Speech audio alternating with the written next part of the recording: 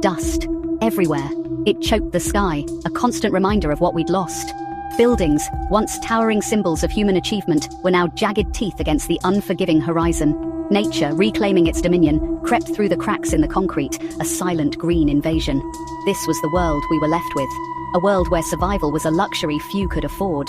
The air was heavy, thick with the stench of decay and something else, something unsettlingly primal.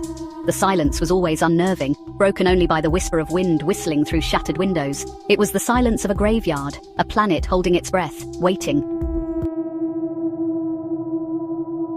My name is irrelevant now. Titles, possessions, they held no meaning in this ravaged world. Survival, that's all that mattered. I clutched the worn map, a flimsy shield against the crushing reality, its edges frayed, just like our hopes. Each sunrise was a victory, a chance to push further, to find a glimmer of hope in this wasteland. Water was scarce, food even more so. Every scavenged can, every drop of rain collected felt like a triumph, but the hunger was always there, a gnawing reminder of our fragility. We weren't alone in this fight for survival. Others, hardened and desperate, roamed these ruins. But the worst monsters were not human.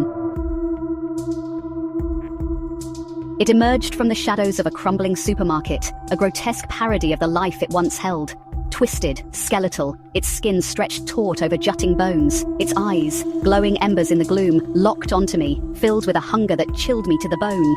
The stench of rot clung to it, a suffocating wave of decay.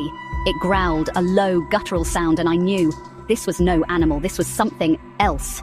Fear, primal and immediate, surged through me.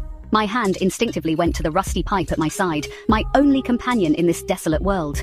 This was it, the moment that determined whether I lived or became another victim, another forgotten casualty in this new world order. The creature lunged. I reacted instinctively, raising the pipe to meet its charge. The impact shuddered through my arm, a jarring reminder of the creature's unnatural strength. It snarled, snapping razor-sharp teeth inches from my face. I kicked out, desperate to put some distance between us. The world dissolved into a whirlwind of dust, sweat, and the metallic tang of blood. Each swing of the pipe was fueled by fear and adrenaline, a desperate prayer whispered into the void. It was chaos, a primal dance of life and death, but as quickly as it began, it was over. The creature lay still, its chest cavity caved in, its eerie glow extinguished. Exhaustion washed over me, leaving me trembling amidst the ruins. I had survived, this time. But the encounter left an indelible mark, a chilling reminder of the fragility of life in this new, terrifying world. I had faced the darkness, stared into the abyss, and emerged, forever changed. The journey continued, but I was no longer the same. I was a survivor.